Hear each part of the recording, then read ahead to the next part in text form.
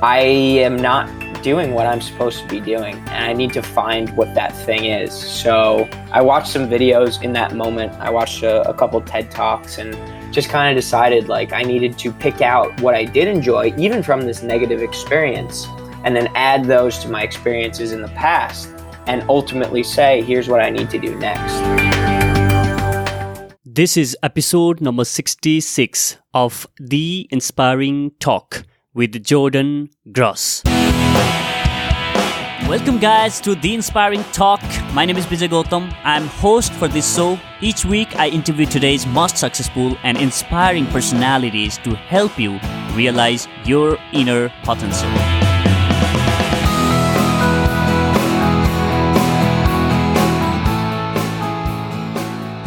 Welcome to yet another episode of the Inspiring Talk podcast, my friend. I hope you are living best version of yourself and kicking your goals every single day. Today, my guest is Jordan Gross. Jordan is an author of best-selling book, Getting Comfy, Your Morning Guide to Daily Happiness, where he shares strategies to kickstart your morning to win your day. He is also a leadership coach and a speaker. Jordan quit his corporate job to live his what he calls a Cloud9 life and help others do the same. On our conversation today, Jordan breaks down his comfy method so that you can implement on it on your life to start your morning on high energy and positive mental note. We also talk about what is Cloud9 living and how you can start living Cloud9 life yourself, and a lot more. Now, before we jump in, I would request you to subscribe to the Inspiring Talk podcast wherever you are listening from. This way, you won't miss any upcoming amazing interviews. If you are already subscribed to the show, do let me know your feedback on the show and any suggestions you have to improve this show further. Now, without further ado, let me welcome Jordan Gross.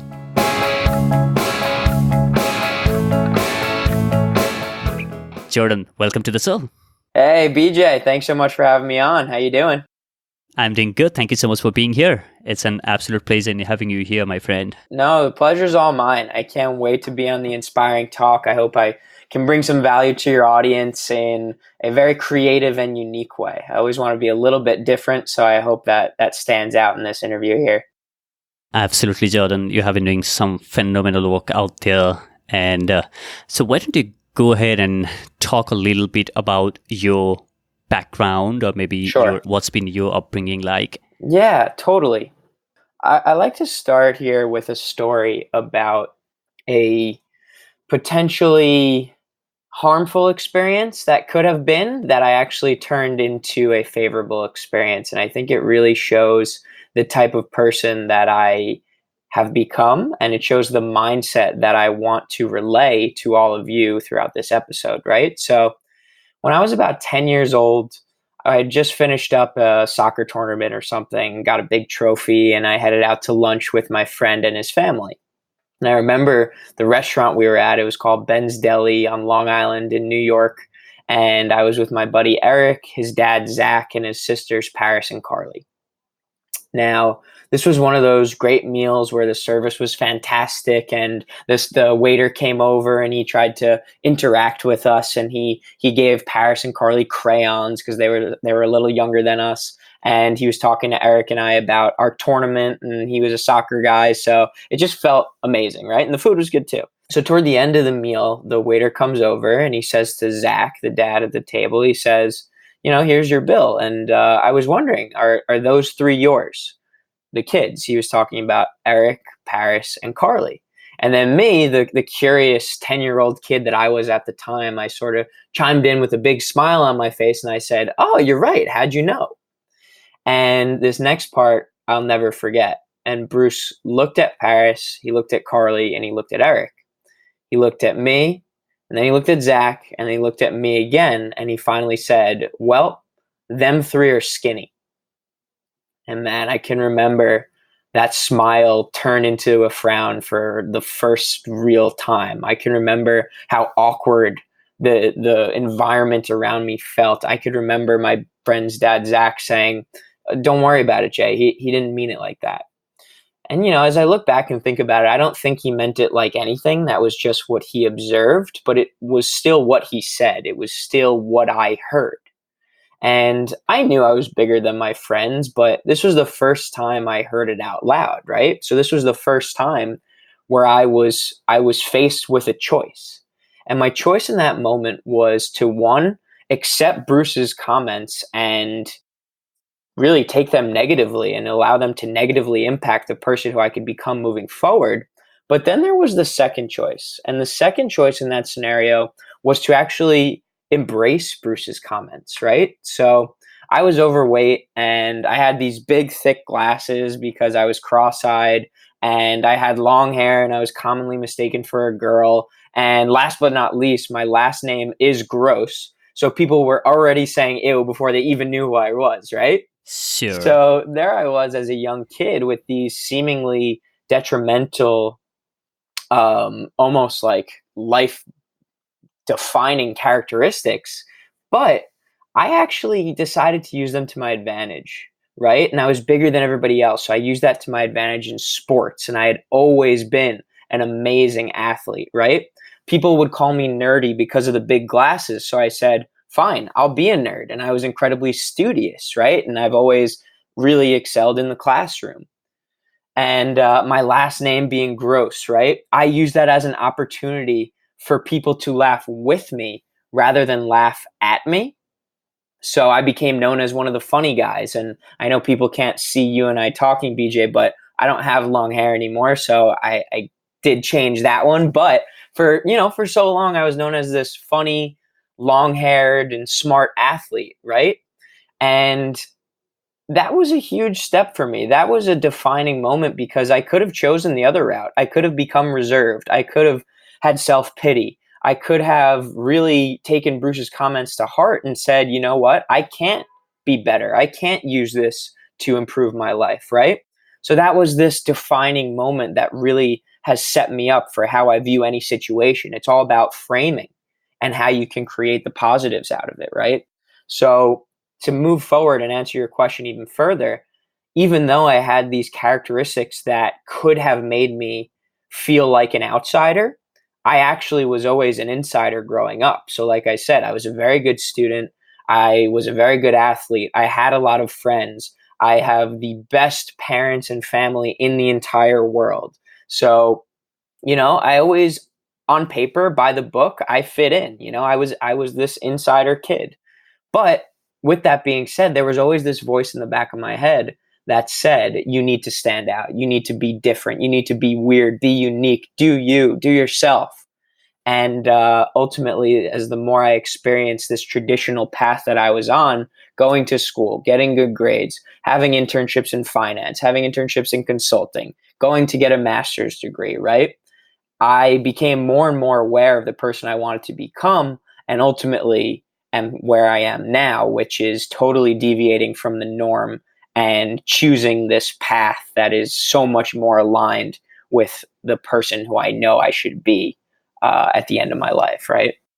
I think it's very interesting, Jordan, that you share that you had this realization early on in your life, and a lot of people do not have this realization of choosing the path that they wanna live in their life, and they keep living their life at the same time hating it so much, right? They just don't do anything about the life that they hate to go and pursue the path where they can actually take some action and change the life around. But I think it's interesting how you have chosen the path that you wanted to be versus what the society and other people have defined as the norm, and not following that traditional path and following on the path, right? Right.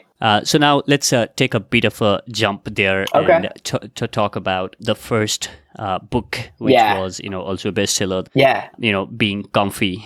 Why don't you go ahead and share with my listener, what do you mean by getting comfy in the morning, and how has it changed your life? And get into detail of what each of those words on comfy means. Yes, let's do that. But first, let me rewind just a little bit.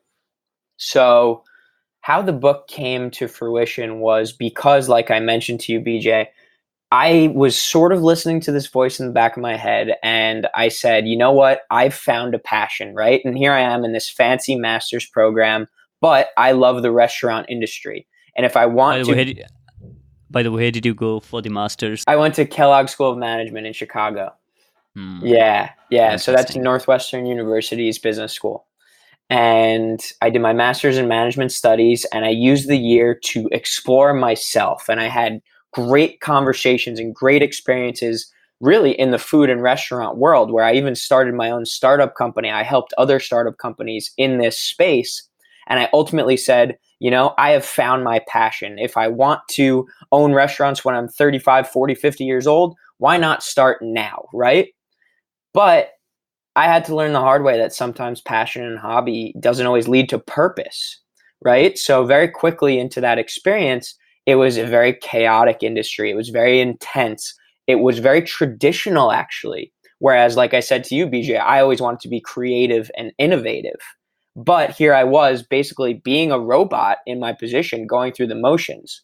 And I also realized that I had chosen the particular job that I did because I was in a leadership position at a very young age. I had a very good salary. They gave me a lot of great perks living in New York City in a big apartment. And basically, after 4 months, I said, this is not the impact that I want to make. And the people who are 5 years older, 10 years older are also not making the impact that I want to make. They're just doing what I'm doing, making more money. So that's not how I'm driven. That's not how I see my value being placed in the world. So I knew I had to make a change, right? And even though I realized that this experience was negative for me, um, I was still coming into work with a smile on my face. I was still not really succumbing to the stresses and the anxieties of the restaurant world. Whereas my colleagues who were in the same exact program, some of them would leave at the end of the day crying, right? And that just wasn't me. And I attribute that to my mindset, to my experiences growing up, but also to my morning routine and the routine that I use in overcoming anything stress and anxiety inducing, which led me to getting comfy, right? So it's getting comfy, your morning guide to daily happiness. And comfy is an acronym, which we'll get into of what it stands for. But I wanted to write this book, which I had realized I had already been writing for so long in my own way of just reflecting on other people's routines, other books that I had been reading, other personal growth and development podcasts that I had been listening to. I had all this information and original thoughts down on paper. It was just time for me to polish it up and share it with the world, right? So that's what I did. And I came up with this comfy methodology. And again, like I said, I want to be a little bit different on this show. So I want to do an interactive COMFY routine with you, if that's okay. Yeah. All right. So let's do C first. And for C, on the count of three, we're just going to take a deep breath in through the nose and out through the mouth. All right. 1, 2, 3.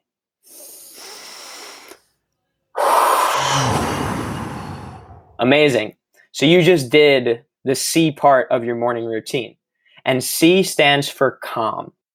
And I want to mention here that each of the 5 words here are buckets, right? So one stigma in the self-help world is that there are these authoritative demands for people, right? So it's you have to meditate 6 minutes a day to have the optimal day, or you have to do yoga to have a great day, right? I wanted to give people the opportunity to interpret and think for themselves and create their own comfy routine, just like I did with how I created mine, right? So that's why it's this whole calm bucket rather than deep breathing, right? But with that being said, you know, part of calm is yoga, part of calm is meditation. It can be deep breathing, just like you and I did. And the purpose of getting calm first thing in the morning or first thing before you have anything that's scary coming up is because you want to put your mind at ease, right? You want to feel So present. You true. want to be in the moment, and you want to immediately start your day or whatever you're doing by being even keeled, right? And not this chaotic mindset that we all have when the alarm clock goes off. I'd like to add to that. It's so important and it has really transformed my days as well Right. because with the beginning of 2019, one of the habits that I wanted to instill was, meditating and, slowing down Yes. at the first thing in the morning rather than, reacting to those messages and, Yes. emails and all of that stuff. Right. So, as simple as I just wake up and sit down for a meditation, and that has really changed the way how my days unfold. So I think that's a Yes. really powerful one. The first Yes. one, calm. So then maybe let's move towards. Let's do we'll be interactive here with this one too, and then the next one's for sake of time I'll just explain. But so for O, I'm gonna ask you, what is one thing that you are afraid of? Okay, was that for me? Yeah, for you. Yeah. Yeah. So what am I afraid of? Mm-hmm. So maybe let's say striking conversation with a stranger, for let's say. Okay, I love that one. Let's take that one. Sure, Yeah. sure. And that's so important that you got that thought out there, right? And you didn't keep it in your mind. Yeah. So the purpose of O, which stands for openness, is exactly that. It's getting those anxiety-inducing thoughts out of your mind and out there into the world. It is writing down what you're afraid of. It is expressing gratitude. It is writing down things that you've accomplished throughout the day, throughout the week. And basically, you could do this with another person, just like you and I did, or you can do it through journaling, right? So this is a very popular routine. It's a popular technique where you journal exactly what you're grateful for, exactly what you've accomplished, your expectations for the week. You can journal basically anything. But the purpose of this openness piece is to be extremely vulnerable, to be genuine and develop a sense of perspective and appreciation for the life that you're currently living. So that's openness. Awesome. I like that one as well because, again, journaling is the habit that I normally take one habit for a year to work upon, and journaling was something that I forced myself back in 2018. And every single morning I have this template, a printed journal with 3 things that I'm grateful for, my goals, and to task for that particular day. And cool. In the evening, just doing a review of what happened throughout the day, what I have been able to accomplish, and the lesson that I have learned on that particular day. And again, doing that as one of those first things in the morning sets the whole tone for the day, how the whole day is gonna turn up. And that gives you more clarity on your head, and at the same time you are expressing gratitude to things that you are happy, so that you are starting a day on a positive note, on an appreciative note, rather than on a complaining mode, right? So a lot of people start their day on a complaining note, right?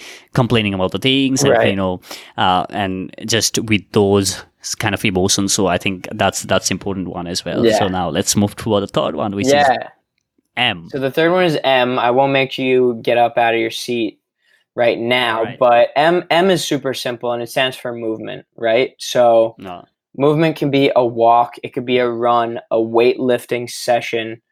It's pretty clear the health benefits, both mentally and physically, of exercise. So starting your day, or like I keep saying, going into anything that is potentially stress or anxiety inducing, moving your body literally turns on your body and your brain too. So it gets your thoughts radiating in a more healthy way, right? So that's why you want to get moving, because it just gets you started going. It gets your ideas moving as well. Awesome. Yeah. So that's M. F is my personal favorite. F stands for funny. Okay? And like you were saying before, a lot of people wake up and they get into this complaining mindset. But it's not only complaining mindset, but it's also this pessimistic and negative view of the world, right? And I think if you ask the majority of people in the world, they would say that the first media they consume throughout the day is going to be the news. True. Right? So what I say is, instead of turning on CNN, I urge you to create and turn on a PNN, a positive news network, where you are going to funny memes. You're looking at funny pictures, funny videos, babies and dogs, like, make me smile. So when I wake up in the morning, I want to start my day on this optimistic rather than pessimistic note, right? So coming into the day with a smile allows us to realize that, yes, there are insanely serious things that go on in this world, but the best way to respond rather than impulsively react to them is by not taking ourselves too seriously. So that's the key to the funny principle.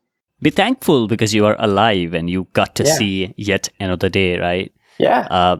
As we are talking, and every few seconds, one person is leaving this world, and we are still alive. And I think that's the reason for us to be happy. So smile. Yeah, Take a moment. exactly. Take a moment and smile. Yeah. Yep. There you go. I ask myself at the end of every day 3 questions, and one of those questions is, did I smile more today than I did yesterday? What are other 2? The other 2 are, did I have more energy today than I did yesterday? And was I less distracted today than I was yesterday? This third question is something that I gotta ask myself a lot. Yeah, that's a good one. That's a really good one. Thanks for sharing. Yeah. Yeah. Yep. Let's move toward the last one of your comfy. So finally, comfy, COMFY, we obviously have the Y. And Y stands for you, or your passion, or your choice. And the purpose of doing that before anything that you have to do is that you are ending this routine with something that you truly want to do, something that is truly yours. It allows you to say, hey, I'm taking control of my situation, of my day, of my life, rather than having my situation, my life, or my day control me. So that's how you lead yourself, and that's where you leave yourself before heading into that next part of whatever it is that you're going into.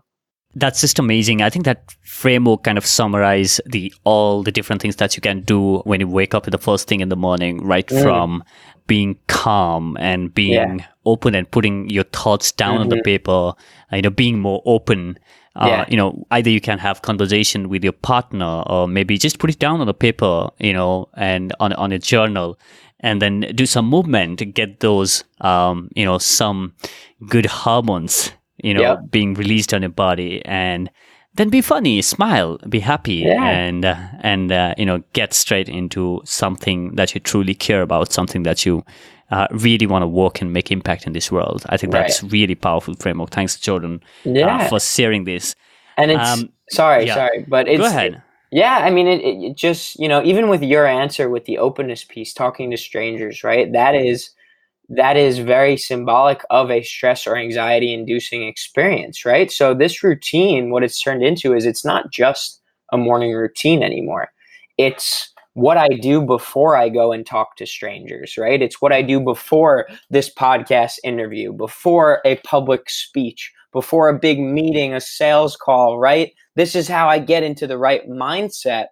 And the other thing is that I don't put time restrictions on any of them. So if I have 2 hours in the morning where I don't have to be anywhere, I will do a 2-hour comfy routine. But if I really just want to do, 5 minutes, I could do deep breathing. I could do one thing I'm grateful for, jump up and down for 5 seconds, watch a 2-second video that makes me laugh. And then the why could be, I don't know, read a quick little quote, right? And then boom, I've got my comfy routine in less than a minute. So it's just something that's really transformed into everything that is stress or anxiety inducing. This is what I use now. Amazing, Jordan. So I'd like to now move to another half of the conversation where I want to talk about, what you call it, Cloud 9, and, your new book is coming on the same topic as well. So I would like to start this off by asking you, what is your definition of Cloud 9? Oh, that's such a hard question. So Cloud 9, I've created my definition off of everybody else's definition because they're all different. And a huge part of this Cloud 9 living company and this journey to Cloud 9 book and Cloud 9 overall is the opportunity for interpretation. I don't even necessarily want there to be one particular definition, but this is what I've come up with. And this is really the key foundation of the book. It's that your Cloud 9 is your interpretation of the life that you see yourself living versus the life that you're currently living.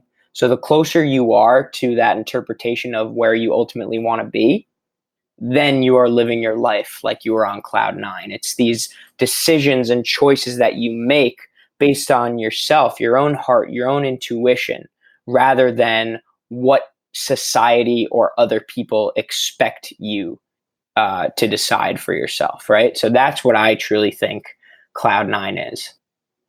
I love that definition. Living Mm, your life on your own, terms and what you yeah. believe in rather than, someone else's or what society tells you. Yes. And, you have done that. You quit your corporate, Right. job because you felt that was not where your cloud nine lies, right? Right. You found out your purpose in your life and wanted to take on that journey. So, maybe take us through that journey of your cloud nine life. When did that happen, or what was that defining moment where you decided this is not the path that I want to take, and maybe this is where I want to go in my Yeah. life. Sure. So I will give you a good story because it has to do with the first book, actually. So that was when I quit the job, and that's when I wrote Getting Comfy, was after it was more related to this story. But I also want to share a framework and a mindset that's super important for this. And it's two things. It's one is that I fear the what if more than I actually fear the what. And what I mean by that is it terrifies me to think years down the road that I can still have this thought in the back of my mind saying, what if I would have left my job? What if I would have started that company? What if I would have talked to that stranger, right? That scares me so much more than actually talking to the stranger, than actually leaving my job, than actually starting that new company, right? So that's the mindset I want you all to get into. And the Well, I other think, thing, yeah. I mean, just to add to that, I remember. I think I have shared this earlier on this podcast as well, but I would like to share that again. I remember, my university professor once saying, "You know what? What is the biggest pain that one person can have in his life?" Mhm. And we were like, no, what that would be. And a lot of different students gave different answers to that, right? So Mhm. at the end she goes, all of that you have said definitely gives pain to the people, but the biggest pain that you can have in your life Mhm. is the pain of regret. If Yes. I had done that, pretty much like what you have said, right? So Right. I think that's the worst thing that you can go to your deathbed with. Right. Just if I could have taken Yeah. that chance, or just if I had quit that job, just if I had asked that girl out, whatever Yep. that is, right? Mhm. So yeah. Exactly. Exactly. And the other way to think about it is it's a little bit, it's a little bit more introspective, but basically I look at it like on the last day on this earth, right? My biggest fear is that the person who I became will meet the person who I could have become, right? I love that. And just thinking, like with the Cloud9 definition, that there could be this wide range of discrepancy between those two people is horrifying. So I want to constantly live according to that person who I could have become and live according to those values. So true. Yeah. Yeah. Okay. So back to the story. And this inflection point, or I was on a podcast recently called The Divine Breadcrumb.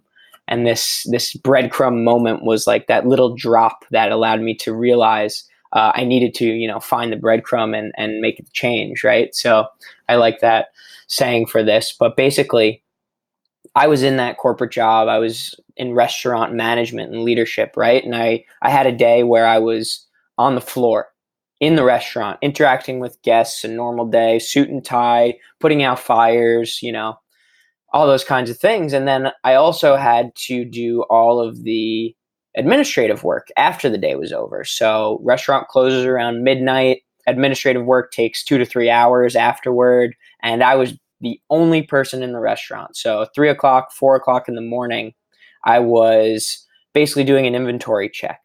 And there I was in this, nice suit and tie, and I have rubber gloves on in the meat freezer, counting our leftover hamburgers, right? And as I count it up and I go back to my office where I have to put in the paperwork and the night's numbers for that day, I realized that I locked myself out of the office. So there I am, the one place in the world I needed to be in that moment I could not get into. And I just started to laugh. I sat down on the floor and I started to think about what it was that I was doing. I just counted meat in the meat freezer. I was just about to go into the database and type in our guest complaints that the signature cocktail was a couple degrees off of what it was supposed to be. And I just said, here I am in this position where, sure, people need to eat, right? And I could frame this however I want, and I'm making an impact on the world because people would starve if whatever, blah, blah, blah, blah, blah. But I've always been a person, BJ, who I'm meant to feed the poor rather than the rich. And then in this position that I was in, I was feeding the rich every day and I was getting nothing out of it. So that was the moment where I was sitting on that floor, meat covered gloves, where I just kind of said, I am not doing what I'm supposed to be doing, and I need to find what that thing is. So I watched some videos in that moment. I watched a couple TED Talks and just kind of decided like I needed to pick out what I did enjoy, even from this negative experience, and then add those to my experiences in the past and ultimately say, here's what I need to do next.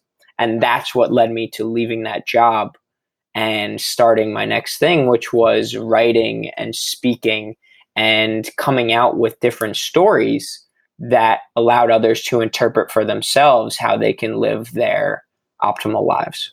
I think it's interesting to have those realization, and I'm quite happy that I had that realization early on in my life as well. Like Yeah. 1.5 years into the job, and I realized this is not for me. And then, I tried to figure out what next can I do, because I hate doing what I'm doing right now. Right. And option one is continue doing that, complaining all your life and becoming a person who do not take action and then just complain about how unhappy I am about my life and how frustrated I am, and share the same emotion and same vibe around. And the other one would be, what can I do next? Like, if I'm feeling this way, if I'm feeling that I'm not happy or frustrated with where I am today, then what is it that I can do? What can I explore next, right? Yes. So,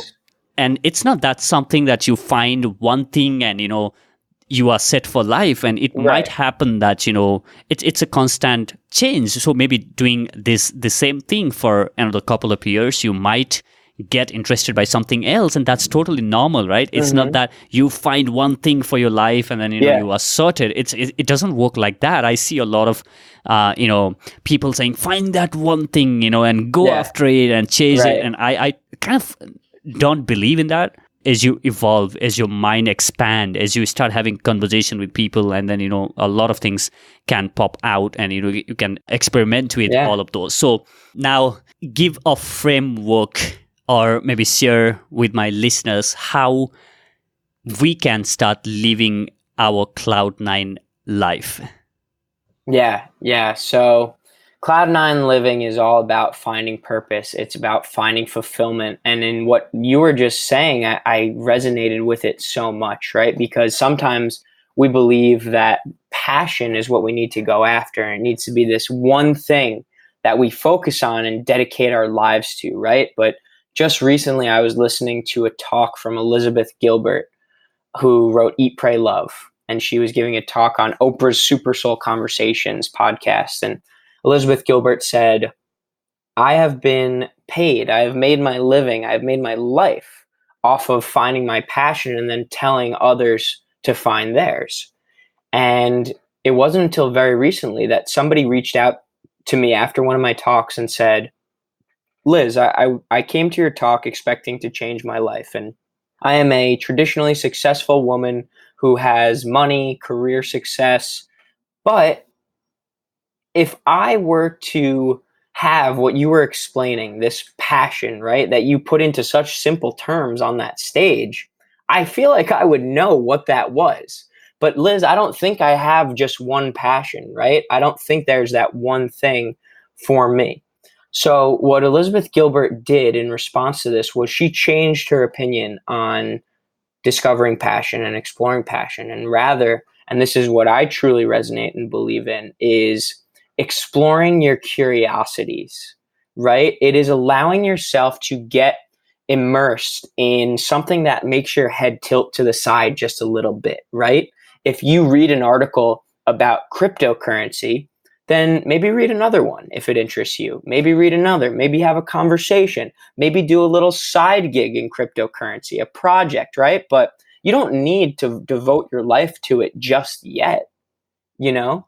And that's what happened with me in the restaurant world. I thought it was something that I wanted so badly, and I dove into it, and I had to learn through experience that it wasn't going to be for me.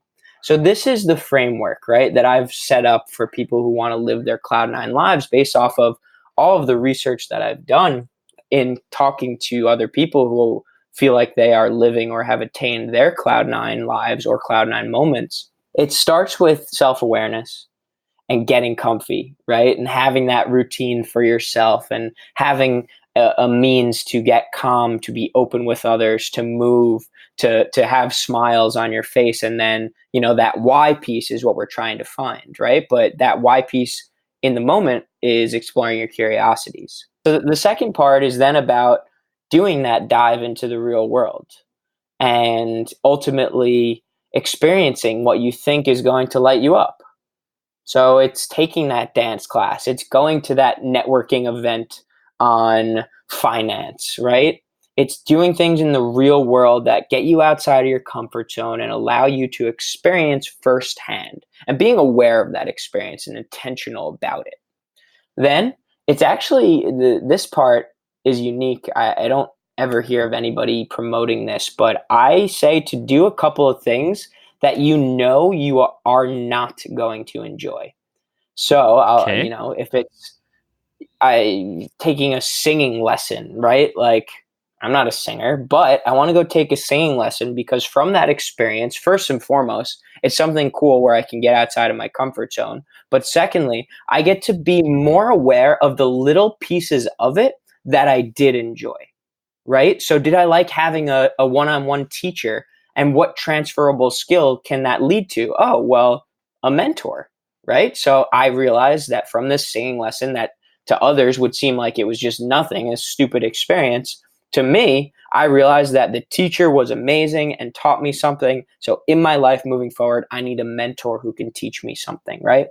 So that's what that next part is about. And then finally, I believe in, so I got certified in a leadership coaching, executive coaching program called Marshall Goldsmith Stakeholder Centered Coaching. And basically, it uses the people around us to assess whether or not we are being the best possible leaders that we could be. So I use this in discovering our purpose and our fulfillment in our Cloud9 lives. And I urge people to ask those around them, what are my greatest accomplishments? What are my greatest strengths? What are my greatest weaknesses? What do you see me doing in my life? What do you think I should be pursuing, right? Because sometimes our greatest skills are right there in front of our noses, but we think that it's innate inside of us, so we don't realize what we're best at. So that's why I like using people around you to figure that out. And then once you've done those four things, this deep, intensive exploration and discovery process, then it's time to continue to explore and to figure out what that one or two things are and start putting them into your day-to-day life. So that's the framework. And, those are just 4 or 5 of the components to focus on. I think it's a very interesting, the way you have said, and when you were sharing the first part of it, right, where you just try and explore your curiosity. And I think that's what I have done with my own life as well, right? I was not happy with my job and I wanted to explore other options. And that's how The whole idea of starting a podcast was to get into the mindset of people and Yeah. expose myself to different ideas so that I can figure something out for myself, right? That was the whole idea Right. of getting into podcasting. And podcasting is a medium itself kind of fascinated me, and I wanted to explore more and more into this medium. And then, I started actually teaching podcasting to people, and, started enjoying helping others launch their own podcast. So that's not something that I started my podcast initially with, right? And now, Right. The primary business of mine is helping others launch their podcast, but that was not the whole idea of starting a podcast. I wanted to figure things out myself. I wanted to decode the successful people, but I think exploring my curiosity, and then I find myself enjoying this medium and loving this medium so much that I want to get other people launch their own podcast, take their message out to the world. So I want to switch a bit of gear here once again, Please. And I have heard you saying at one of the other podcasts, and also, I observe, you doing this beautifully. And here's what you have said: networking is my superpower, and I had no idea until someone pointed this out to me. Talk more about that, because I see you are, doing amazing job out there on LinkedIn, connecting with a lot of people and, networking really well. So talk a bit more about that. What do you mean by that? And maybe you want to, on the later part, you want to talk about some of the strategies on building or nurturing your network and, growing your network. Yeah. Surely, yeah. So I think I can speak to maybe two particular scenarios of how this has been my superpower. And it's funny that the quote says networking is my superpower, because I don't love using that word networking. I would say it's more starting conversations, adding value to other people, being genuine is more of my superpower. And it's all under this umbrella of networking and building relationships, growing relationships. So I definitely want to preface with that, because if you look at it as networking, sometimes it can be more daunting. But if you look at it as growing relationships, talking to a new person, right, then it gets a little bit less scary. So I definitely want to start with that. And for me, it has been everything over the last year and a half of me going out on my own, but also it's been how I got through school with good grades. I had great relationships with my teachers. I have great relationships with my parents, right? Like that means something, I have great relationships with my friends who help me, right? So it's all about the people in our lives and how we connect to them, how we add value to them, because that ultimately leads to how they will add value to us. So definitely want to preface with that. Now I'll share two quick stories, and then dive deeper if you want to ask more questions, or I can just go right into it about how exactly I created these two stories. But the first one is, I recently gave a TEDx talk, and I just saw the information for this book called The Third Door, right? And basically there's door 1 and door 2 that said you can get a TEDx talk by being a speaker and applying for the TEDx talk and getting invited to give a TEDx talk, right? But I decided to use my superpower, my relationship building. So I went through the third door, which was about making a genuine connection with one of the TEDx organizers, adding value to their life in some way, shape, or form, and then ultimately asking if I could be a speaker at her TEDx event. And that's how I got my TEDx talk. It was through networking. It was through connecting and building relationships, right? So that's number one. And then number two is exactly how you and I are speaking right now. It is this, I'm on a journey, my own Cloud9 journey, I'm calling it, to do 90 podcasts in 90 days, right? And I need to approach every single person with genuine authenticity, right? I need to say, hey, look, I'm aware that I am asking you to be on your podcast, but here's the value I can add to you. Here is why I should be a good guest. Here's what I have researched about you. And that is why we are going to have this great connection and this great conversation, right? So I have gotten on, at this point, almost 70 shows already because of my ability to create a relationship and also have the initiative to go out and start those relationships, right? So, yeah, so with a TEDx talk, and this could just be really great value for any of you out there who want to get a TEDx talk, there was a little bit of logistics. So I went to the TEDx website and I wanted to do a talk that was within 3 to 5 hours of where I live so I could drive there, right? So I filtered the search to places in New York. So that was first. And it gave me a list of, I don't know, 25 options. And then with TEDx Talks, the speakers are usually booked 3 to 6 months in advance. So filtering for that, I had maybe 10 talks to choose from. And I created a list of the organizers of each event. And what I did with the organizers of each event was I looked them up on LinkedIn. I did a little research on who they were and what value they brought to the world. And then I sent them a personal message and a connection request saying, I see that you do this and I would love to hear more about it, or I would love to continue the conversation. And it was just this genuine chat that we had to begin with. And then as you talk more, you sort of develop this pitch that by the way, am a speaker and I've never done a TEDx event before. And I saw that you're an organizer and I saw that this is what your event theme is. And here's how I resonate with the theme. And here are the stories I can tell and the value I can add. And that's your pitch, right? And the story for me, how mine went was two of the people who I reached out to and had conversations with said, hey, please feel free to apply online. I applied to those two and I didn't get the opportunity to speak at those. But one of the people, this woman who I ended up doing her talk at TEDx Clinton, she said this would be perfect and I didn't have to apply. And she asked me to come and do the TEDx talk at her event, basically because she already knew, liked, and trusted what I was going to say. So that's all it was. It was about gaining somebody else's trust by having an authentic relationship with her. I think that's a practical implementation of how you network. And I'm sure this is going to help people listening to this podcast and how they are going to leverage the network and how they are going to build those connections and meaningful relationship with people.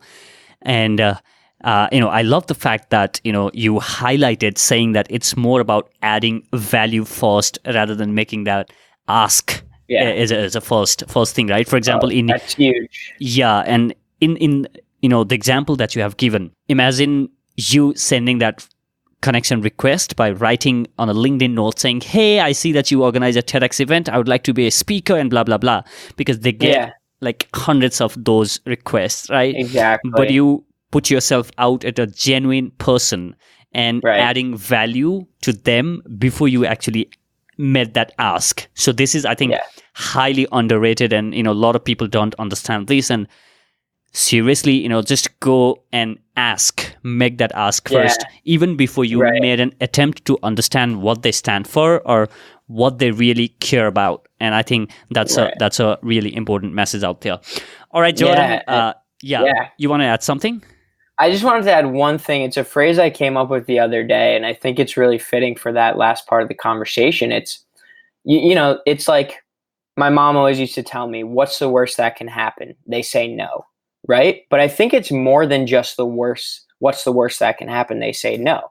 It's what's the worst thing that can happen if you present it in the best way possible, or if you present it to the best of your ability. Because think about it like this, like the worst thing that can happen if you say, hey, I want to give a TEDx talk at your event, no context or anything, is you get put, first of all, they say no, but second of all, you get put on a blacklist where you can't speak at their TEDx event, and then they tell other TEDx organizers that you shouldn't speak at their event because you reached out like very aimlessly, right? So like there's a lot worse that can happen in that scenario if you don't present it in the best way possible.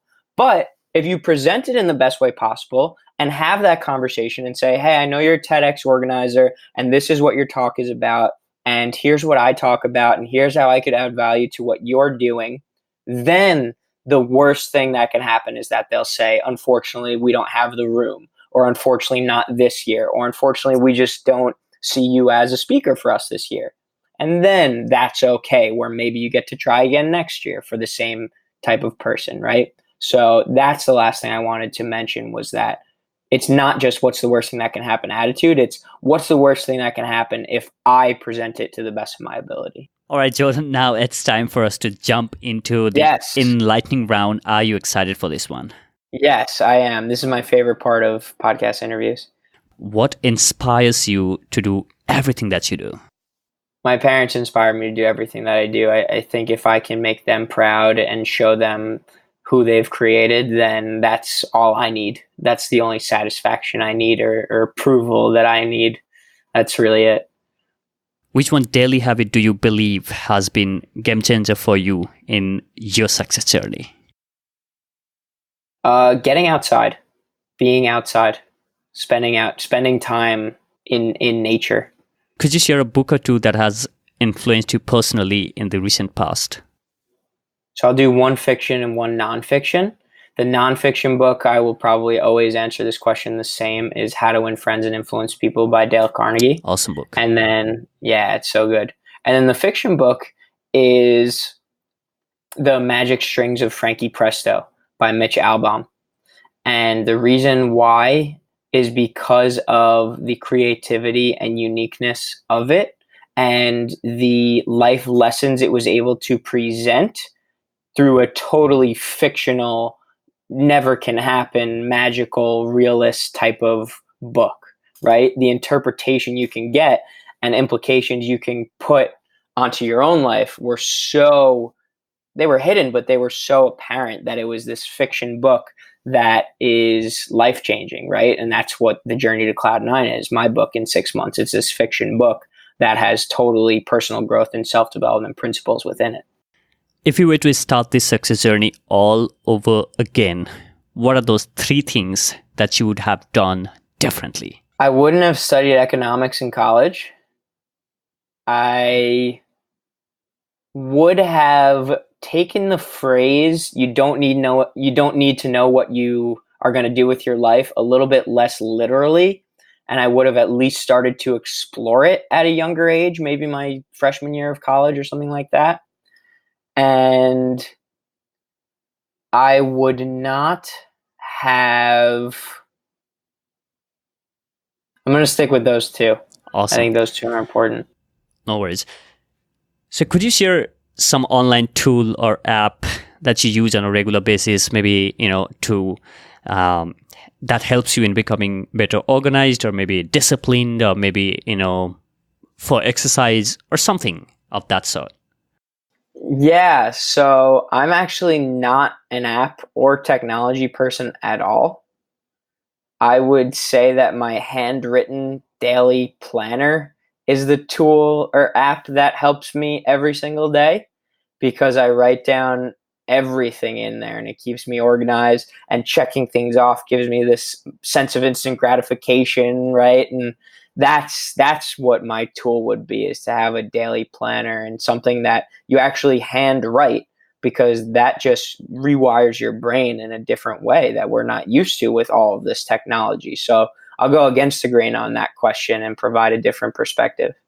I know what you're talking about, when you said instant gratification and ticking and, just crossing that and, Yep. Yeah.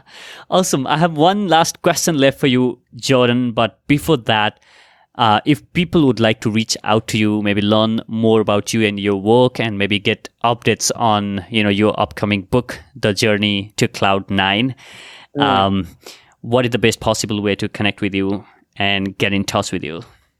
Yeah, so I'll keep it really simple. It's journeytocloud9.com, and that's all spelled out, journey, TOCloud9.com. On there, you could find out information about Journey to Cloud9, the second book. You could find out information about Getting Comfy, the first book, information about me, these 90-second interviews that I'm doing with people where they describe their Cloud9 moments, these 9-question interviews where they help others attain Cloud9. And then if you put your email into the email list, every Tuesday and Thursday, you'll receive one of those 90-second clips of somebody talking about the happiest that they've ever been. So journeytocloud9.com, and my contact info is on there. I respond to everything. Or if you want to reach out to me on LinkedIn, you can do that too. Guys, make sure that you get in touch with Jordan on LinkedIn. He is super active there and pumping out a lot of content and sharing a lot of articles and posts there. So Jordan, I wanted to have this conversation and have more topics that I wanted to explore with you, but I cannot sweat anymore. Yeah, I'm sorry to watch you wipe the sweat off your forehead. So just kidding. I've got last question for you, Jordan. So imagine this. Imagine that there is this, largest ever built stadium in the history of the world, and this stadium has got a capacity for millions of people, and every single seat on that stadium is occupied, and these people are eagerly and passionately waiting for you to share the most important lesson that you have learned in your life, and you have been given only 1 minute of the time. What would be your message? Wow. So I will share with you a sneak peek into the talk I'll be giving about the journey to Cloud9. And my message, without giving away too much, has to do with using complete strangers to change our perspective of change. So what I mean by that is, so often we are told that change is not good and you need to pursue one thing, and you can't switch from job to job or career to career. But what I'm here to say is that based off of the conversations that I've had with all these different people, change is everything. Change is amazing, and I want to change your perspective on life, on fulfillment, on purpose by advocating for change. This has been an amazing conversation, Jordan. Thank you so much for being here on the show. Thank you so much for having me on. I'm truly so grateful, and I hope you got something out of it, and I hope the listeners did as well. So thank you so much, my friend. I appreciate that. Thank you so much for listening to this episode of the Inspiring Talk podcast. I hope you got some inspiration or learned something. If you did, make sure to share this message with your friends by visiting theinspiringtalk.com/6666. Do connect with me on Facebook, Instagram, or Twitter @BijaySpeaks, and let me know what you think about this show by sharing your feedback or suggestions. Thank you so much for listening. I'll catch you in the next. Now, go out there and do something inspiring.